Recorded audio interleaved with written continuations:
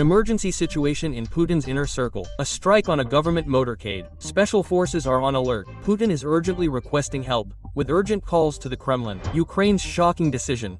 Painful concessions. Zelensky is ready to accept Russia's terms. The death penalty for corrupt Russian officials. The issue is already on the agenda. A high-profile case has been extorted from a former mayor of $20 million. Russia attacks Germany. Berlin is the main target, a warning to Europe. Zelensky against the West and Trump. Scandalous words. Ukraine is betrayed. NATO abandons its partner. Positions abandoned. Ukrainian units retreated. The Russian army engulfs the city. A sharp shift in the front line and a bride kidnapping scandal in Kazakhstan, as well as an unusual purchase of a Belarusian. A $100 mental hospital for life and soul. Watch this and more. Friends, hello everyone, it's Priodko's time. Brief, clear, and to the point about what the world is talking about. Support this right now with a like, comment, and repost. And here I go. Crime without punishment. In Germany, an Iraqi citizen who pushed a 16-year-old Ukrainian girl under a train has been found insane. Now he may avoid a prison sentence. The Lower Saxony prosecutor's office is demanding his permanent placement in a psychiatric hospital instead of imprisonment. The tragedy occurred last August at the Friedland train station. The 31-year-old man suddenly pushed the girl off the platform. There was no chance of stopping the passing train. Initially, the suspect told police he had simply found the body and was not detained. However, an examination later found his DNA on the victim's shoulder, and the man was arrested. According to the prosecutor's office, he was insane and unaware of his actions. The girl he killed was a refugee from Mariupol who had fled to Germany to escape the war. According to the prosecutor's office, the man suffers from schizophrenia and was insane at the time of the crime. Therefore, instead of a standard criminal trial, a security measures procedure is being initiated. Instead of a prison sentence, placement in a closed psychiatric hospital is being considered.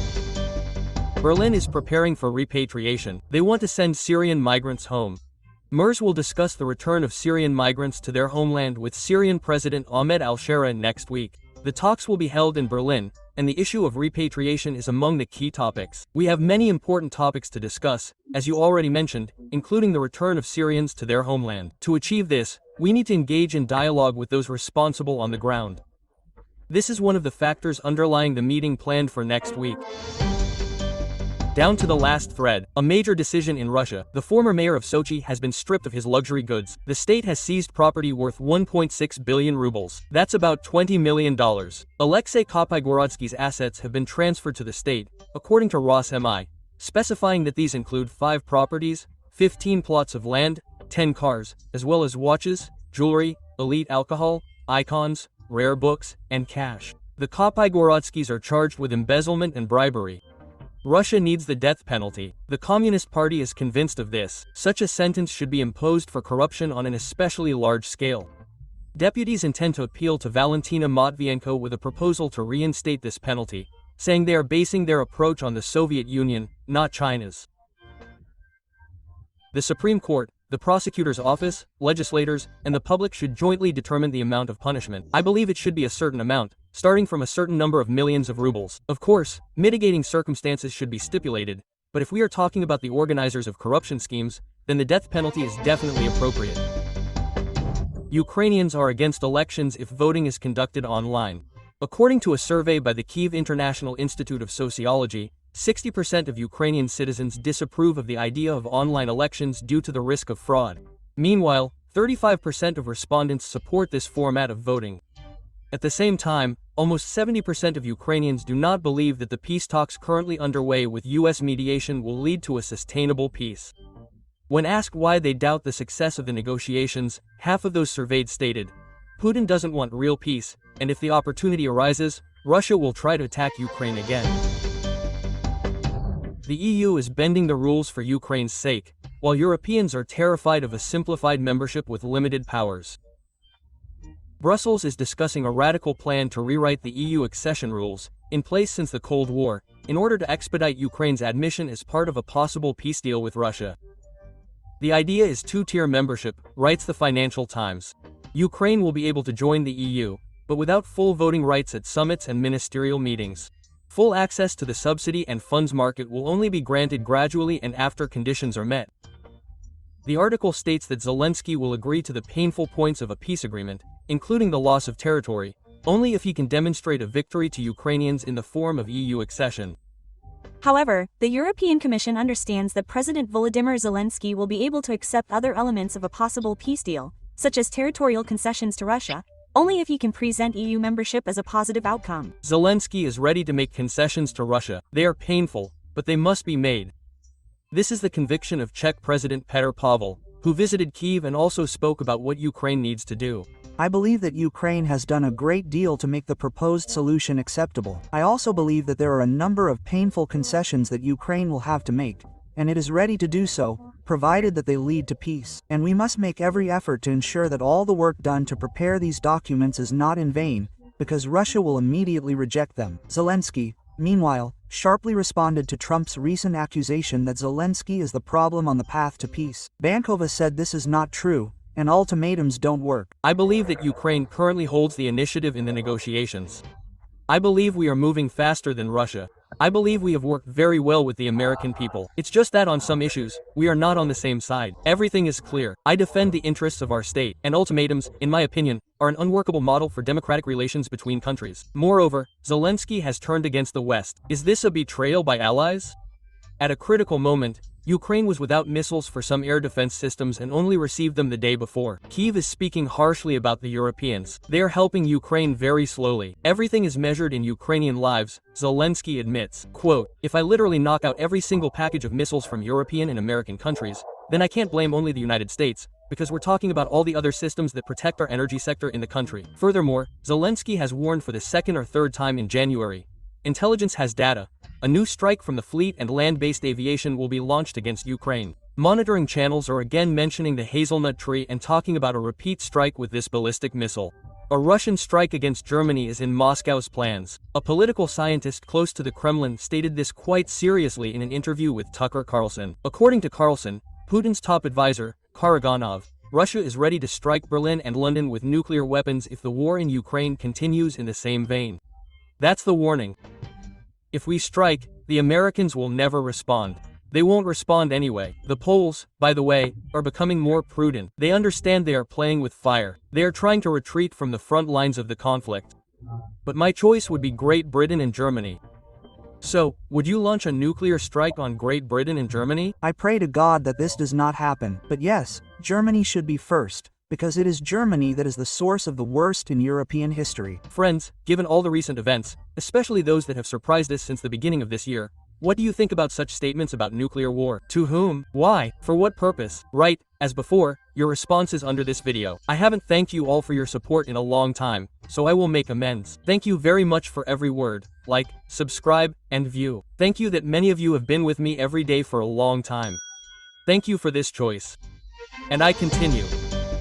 The Russian army is engulfing the city. Ukrainian defense forces have abandoned their positions. The monitoring channel Deep State writes about the ongoing fighting for Hulepole in the Zaporizhia region of Ukraine in the south of the country. The Russian armed forces continue to methodically devour the town, bombarding it with waves of small assault groups, according to analysts. The latest update shows a sharp expansion of the red zone in areas where Russian units had long been trying to gain a foothold. Their numbers became dominant, the report states.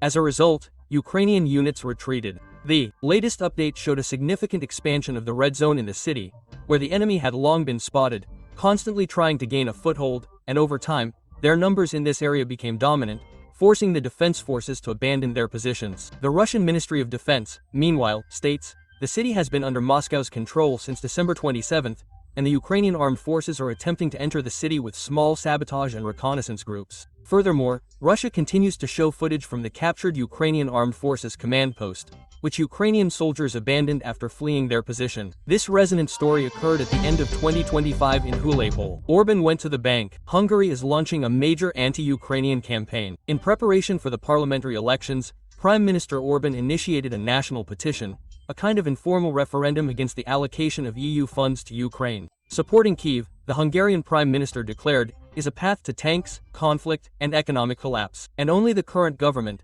according to Orban, can save Hungarians from economic crisis. The ruling Fidesz party is already linking the opposition Tisa party with Brussels and Kyiv, claiming, a vote for the opposition is a vote for war. The Prime Minister also stated that the EU may try to drag Hungary into war and send its youth to fight, warning of the real threat of giving in to Brussels. The pressure will mount. Discussions about sending troops are already underway. There is a real danger that they may try to send Hungarian youth to war. This cannot be allowed. We do not want to send soldiers, weapons, or money. This is the main question of the future of Hungary and Europe. Attack on government motorcade Kadyrov in intensive care and unconscious. Adam, the secretary of the Chechen Security Council and son of the head of the Republic, Ramzan, is in serious condition. This information was widely disseminated yesterday by opposition Chechen media and public groups. An accident occurred in Grozny involving Adam Kadyrov's motorcade. He was urgently taken to the New Republic Hospital and, according to sources, is in serious condition. According to sources, the roads to the hospital were blocked. According to the NIUSO movement, the motorcade was traveling at high speed when it collided with an obstacle. The cars began crashed into each other. There are many casualties, but the main one is related to Saddam Kadyrov. The roads to the hospital are closed, as Adam was taken there. He is unconscious in intensive care, as they say, but we don't know for sure what's happening with Kadyrov's son, one of our sources in Grozny said. Another source, a representative of the diaspora, reported similar information. Furthermore, the media reported the death of Kamzat Chimaev, a mixed martial artist who was with Kadyrov Jr. However, the Chechnya Today news agency claims that the information about Chimaev's death is untrue. I also note that this publication's report contains no information that would refute the fact of the accident itself. I note that at the time of recording this program, this was all the information available. There was no official confirmation from Grozny. At the same time, the Ingush publication Fortanga reported that Kadyrov was urgently transported to a Moscow hospital by plane, and in 1481 considered a flying hospital for the Russian Ministry of Emergency Situations.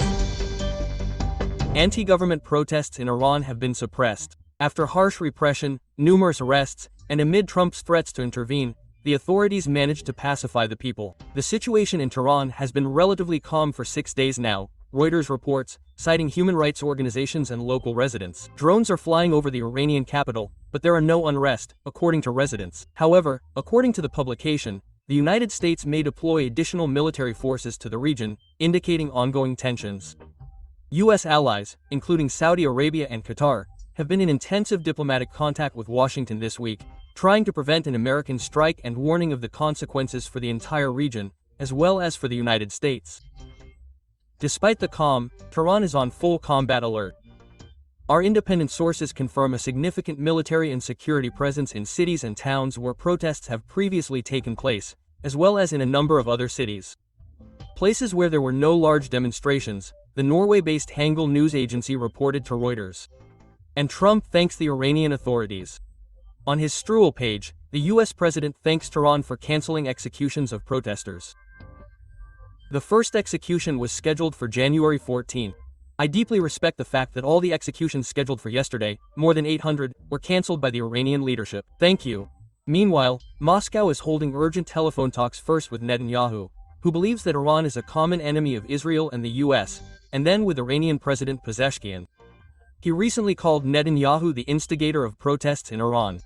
According to Russian media, the Israeli and Iranian leaders are calling Putin to reassure each other through Russia. Officially, the Kremlin states that Putin discussed the current state of affairs in the Middle East and the situation around Iran. And in a conversation with Pezeshkian, Putin spoke in favor of de-escalating the situation in Iran. Bride kidnapping operations in the Kazakh city of Shymkent. Unknown men forced the girl into cars and took her to the groom's house. They filmed the entire incident on their phones. The girl later said she was only 17 years old. She had never seen the groom, and the kidnapping was planned by the kidnapper's family. The footage shows adult women persuading the frightened girl not to resist.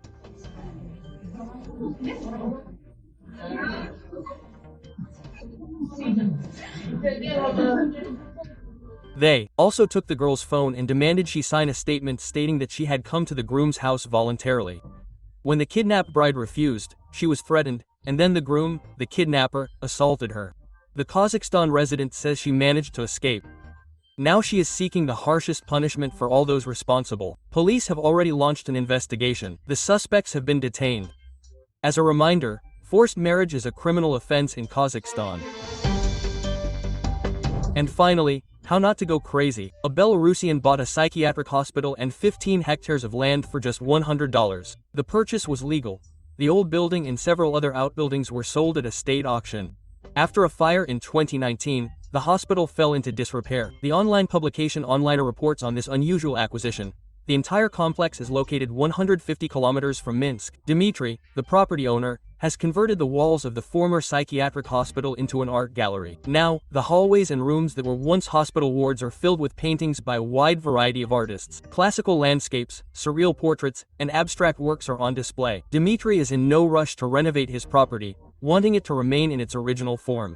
Every fracture, crack, and peeling plaster appears as a living backdrop, like art, but it's not the hand of man that creates it, but time and the laws of physics, according to a report by journalists who visited the art exhibition in the unusual building. In the basement of the main building, where food was once stored, Dmitry plans to turn it into a cinema and a club.